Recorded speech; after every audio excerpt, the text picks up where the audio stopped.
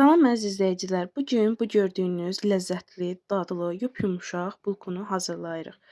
İlk olaraq başlayaq xəmirin hazırlanmasından. İlk olaraq götürürük 1 stəkan şəkər tozuna 2 stəkan isti suyu əlavə edirik və şəkər tam əriyənə qədər qarışdırırıq və gözləyirik ki, o biraz soysun. Necə soyduğunu yoxlamaq üçün kiçik barmağımızdan istifadə edirik. Əlimizi yandırmırsa artıq soyub deməkdir. Üzərinə 3 silmə xörək qaşığı quru mayanı, yəni droju el dilində desək, əlavə edib qarışdırırıq və görürsünüz ki, ani bir məqamda köpüklənmə baş verir. Bu hissələr köpüklənmiş hissədir. Baxın, qaşıqla da göstərdim. İndi isə 1 kiloqramına 1 paket vanili, 1 çimdik duzu, 70 ml duru yağı və hazırladığımız quru mayanı, artıq yaş maya oldu, əlavə edib xəmiri yoğururuq və çox gözəl yumşaq bir xəmir alınır. Qeyd edim, mən əlavə bir yarım stəkan da su istifadə elədim. Bu qədər. Artıq biz xəmirimizi qoyduq mayalanmağa. O mayalandığı müddətcə biz içliyimizi hazırlayırıq. İçliyimizə yarım stəkan şəkər tozu, 5 xörək qaşığı un və 1 paket vanili bu şəkildə qarışdırırıq. Daha sonra yarım stəkan yağı əlavə edirik və tam yağda həll olana qədər unu qarışdırırıq. Və sonda görürük ki, artıq un tamamilə həll oldu və üzərinə düzləyib kənara qoyuruq ki, bizə lazım olanda istifadə edək. Və artıq xəmirimiz mayalanıb, onu 2 hissəyə bölürəm, gündəliyirəm və onu yayıram. Yaymada oxluqdan istifadə edin. Əgər sizdə mərdanə varsa, mərdanə daha rahatdır. Hal-hazırda məndə olmadığı üçün oxluqdan istifadə elədim. Bu şəkildə yayıram. Daha sonra nam-nazik bir qat, incə bir qat duru yağ üzərindən keçirdirəm.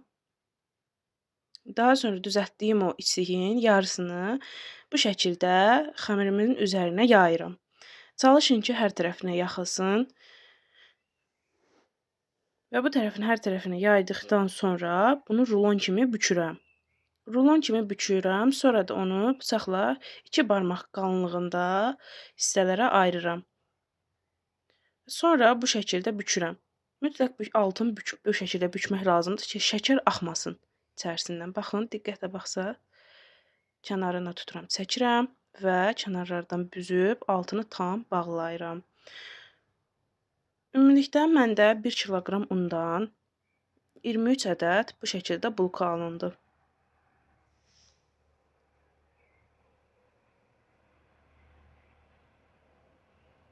Baxın, yenə də bükürəm. Bu şəkildə qoyuram kənara.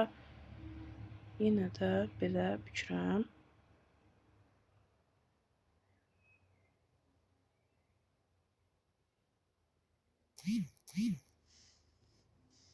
Daha sonra sinyə yerləşdirirəm. Sonra yerdə qalan digər xəmirimi də artıq bu şəkildə düzəltmiş oldum və gözləyirəm bir 15-20 dəqiqə yenidən mayalansın. Bu cür həcmləndi, mayalandı və daha sonra üzərinə yumurtalayıb çalışın hər tərəfinə yumurta dəysin ki, tam qəşəng qızarsın.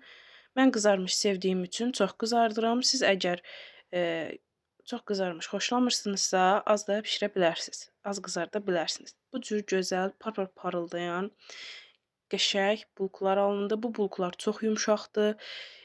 İndi özünüz də görəcəksiniz. Çox dadlı, ləzzətinə doyum olunur. Çay süfrələrinə möhtəşəmdir. Baxın, pambıq kimidir.